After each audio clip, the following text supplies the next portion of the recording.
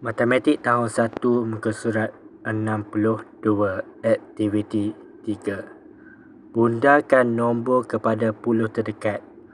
Bulatkan jawapan yang tersembunyi dalam gambar.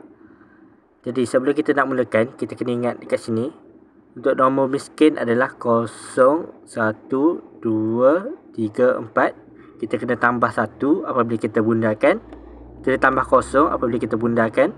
Untuk nombor kaya 5, 6, 7, 8, 9 kena tambah 1 untuk nombor kaya. Untuk nombor miskin tambah 0. Untuk nombor kaya tambah 1. Okey, jom kita mulakan. Soalan A 12. 2 ni adalah nombor miskin. Jadi 1 ni tambah 0. Jawapannya adalah 10. Jadi kita kena bulatkan jawapannya dekat 10. Soalan B 15. 5 ni adalah tambah 1 nombor kaya 5. So jadi 1 tambah 1 sama dengan 2. So jadi 20. So kita kena bulatkan dekat nombor 20. Soalan C 26. 6 ni adalah nombor kaya. So 2 tambah 1 menjadi 30. Jadi kita bulatkan dekat nombor 30. Soalan D 37. 7 ni adalah nombor kaya. Jadi kita kena tambah 1. 3 tambah 1 menjadi 4. So jawapannya adalah 40. Soalan E 54. 4 ni adalah nombor miskin. So anda boleh tengok kat sini 4. So kita kena tambah 0. So 5 tambah 0 menjadi 5. So 4 ni akan menjadi 0 apabila kita bundakan. Jadi 50. Jadi kita kena bulatkan dekat sini 50. Soalan F 62. 2 ni adalah nombor miskin. So kena tambah 0. So 6 tambah 0 menjadi 6. Tetap 6. So 2 ni akan menjadi 0. So jawapannya adalah 60.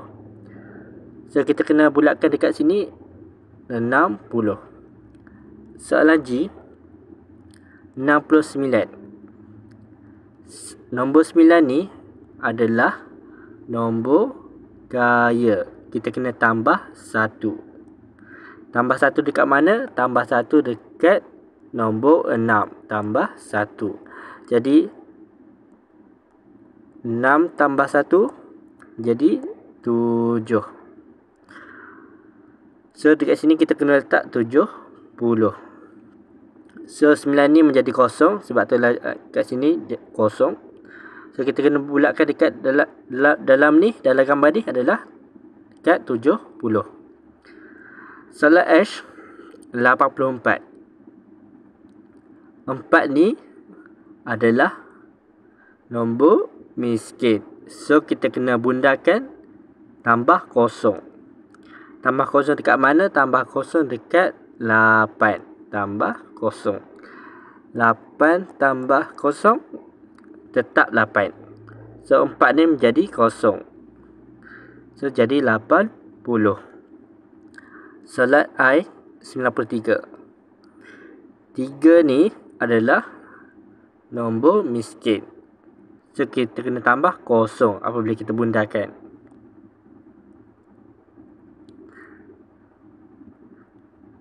So kita kecilkan. So I ni 93 ni apabila kita bundakan ni tambah 0. 9 tambah 0 menjadi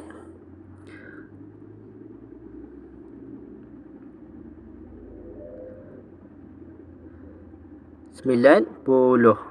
So yang tadi anda kena bulatkan, yang 80 tadi dengan 60 tadi. So kita dapat nilai 90. Soalan J, 96.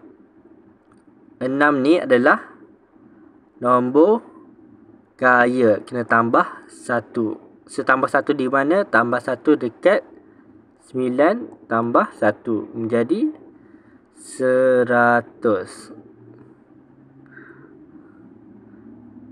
100. So yang tadi 90 ni kita kena bulatkan dekat sini semuanya. So 100 ni kita bulatkan dekat sini.